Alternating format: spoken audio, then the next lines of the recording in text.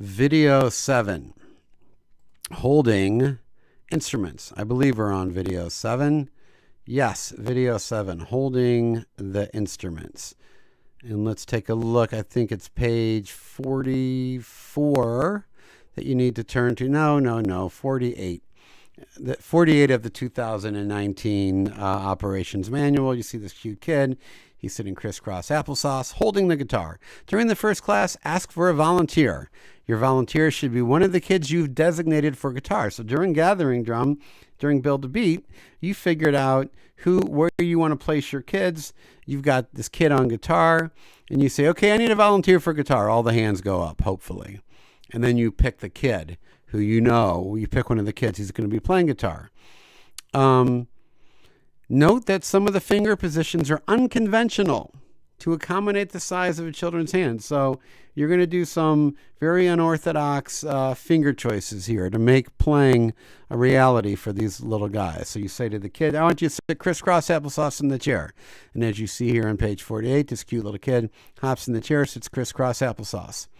Then you're going to set the curve of the guitar on the student's right leg. And here we have, that's a boy named Heason. He's a junior rockers now. He's been in my school now for 3 years. So it's great to see kids rock doing what it's supposed to do. So I put the guitar on his right leg. If he's left-handed, you got to flip the guitar and put it on his left leg.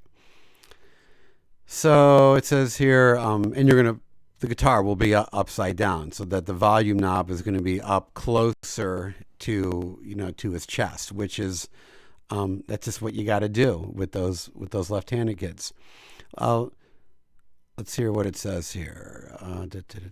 All talking about left-handed. Okay, so you got the kid, you got the guitar in his lap, and then you show, and I'm not singing here, I know it's in here, the left hand is going to hold up the guitar neck. So you place the kid's left hand under the guitar neck, and he's going to lift it off his leg. The left hand fingers need to be flat and point out in order to allow the E string to ring out.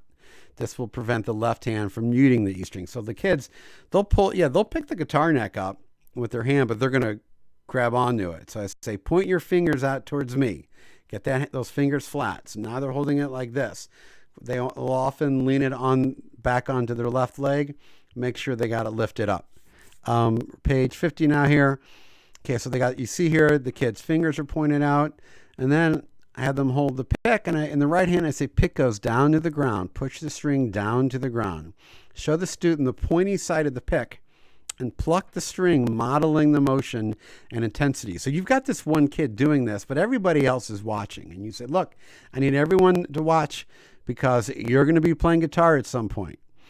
And you can then throw out questions. So, for example, when the kid's holding the guitar up with his left hand, you can say, okay, what hand, your right or left hand, holds the guitar neck? Left hand. Good. And what do you do with your fingers? Do they grab the strings or do you point the fingers out? You point them out. So I'm directing my directives towards the kid with the guitar, but I'm including the whole class. Show the student the pointy side of the pick, and then model for them plucking the string. Students will want to strum all strings, or they're going to want to snap the string with the pick. Be sure to correct this behavior. You want to correct that ASAP.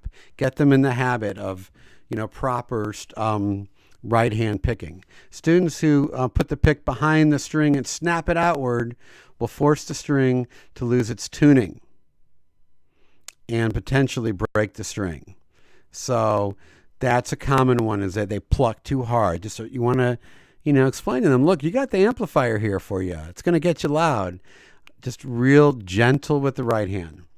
Okay, so here you got a kind of a picture here underneath that. You see the kid plucking.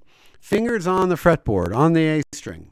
Here's where we get a little crazy, a little unorthodox. Students should place their left hand thumb and reach over the fretboard.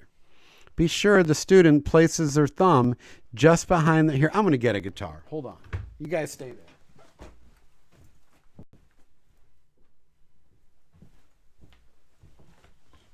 Okay, so here, let me see, make sure I can see. So it literally is going to look like that. That's how because they can't come underneath to play that.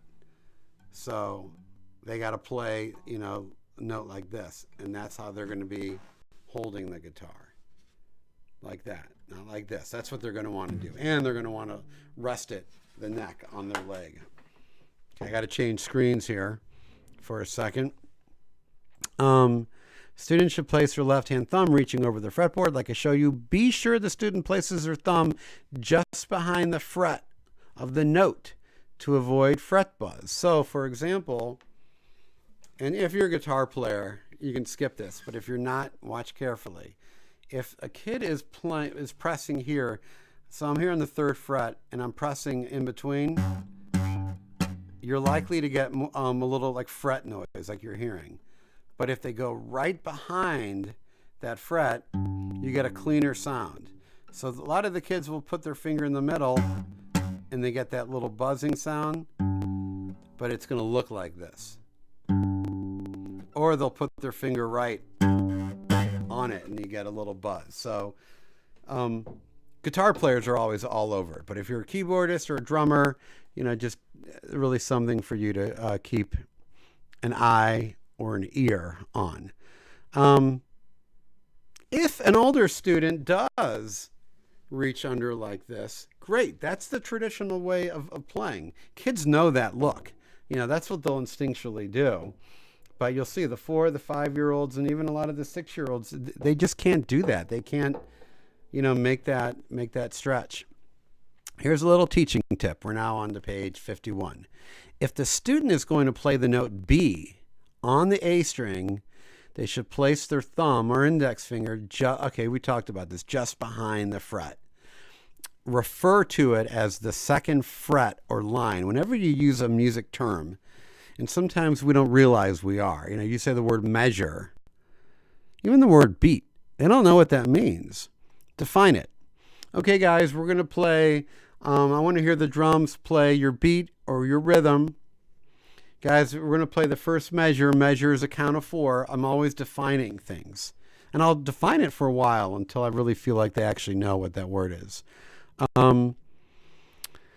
Refer to 2nd fret or line. If the finger is right on the fret, okay, we got all that.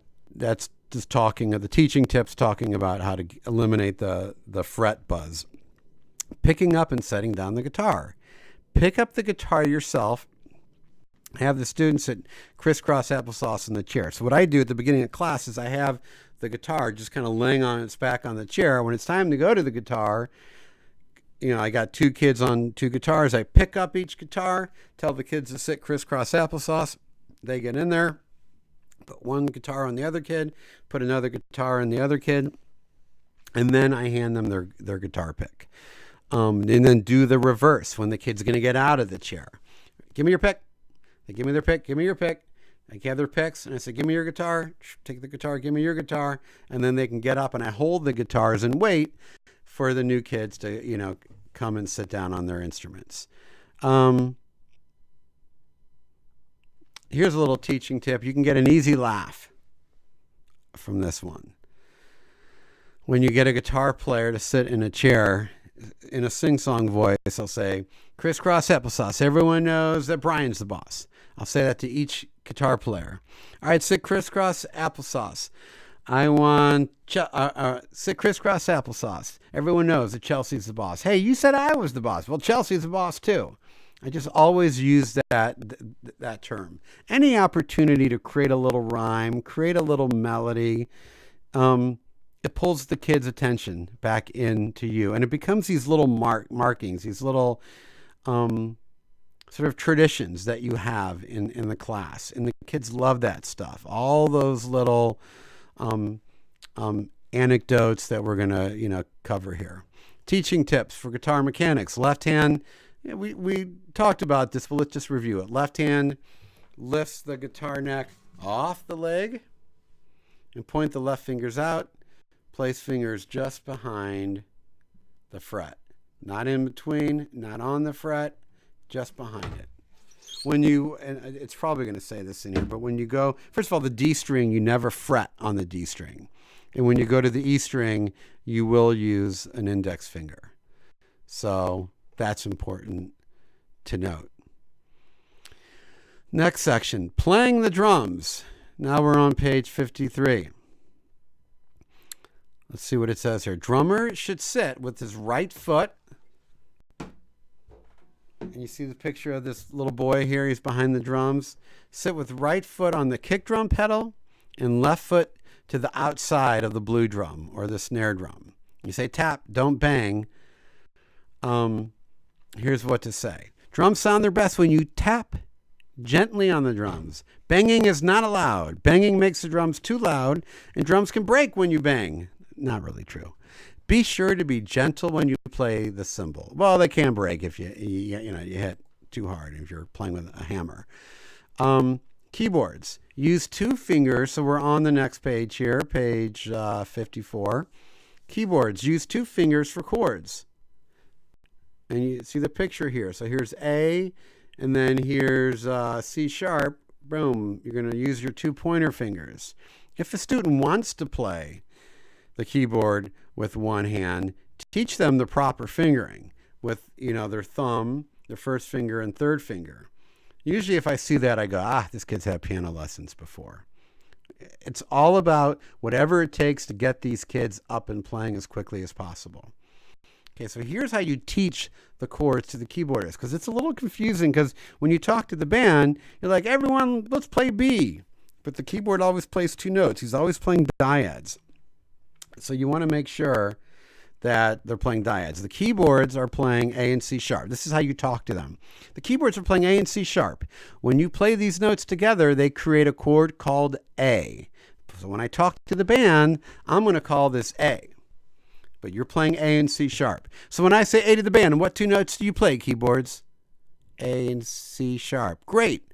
And then you point to the next chord. When I say D to the band, what 2 notes will you play? D and F sharp. Okay, you know what? When I say E, what 2 notes do you play? And I'm pointing to the music, and that's how they get it. That's how they learn. If you don't do that, they will. You'll say B, and they'll just play the single note B. Here's a little teaching tip. Refer to the chords as major or minor. It's important that students start becoming familiar with these concepts. Even if they don't know what that means, it's fine. They're hearing that language. They're learning that there are 2 types of chords, major and minor. If a student refers to their chord as simply B, you can say, great, B minor.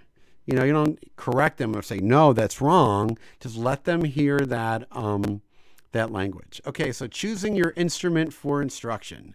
All instructors should play either an electric guitar, a bass, or a keyboard while instructing Kids Rock. Choose an instrument that you're most comfortable on. You will want to be focused on the group and not distracted by your own playing during class. But you have to play an instrument. I see a lot of band directors really want to empower the kids and let them stand on their own and play on their own. They will sound so much better with you playing. If you choose to play the keyboard, you'll want to be mobile. So consider getting that keyboard up on a stand where you can stand up and play. Tilt it to the side so you can easily walk away from the keyboard. During band practice, you should be the loudest instrument in the band. This will help anchor your band musically, and it will serve as a musical reference point for them during class. Okay, so that concludes this portion. And next section is we're really going to get into the meat of the program, teaching the song.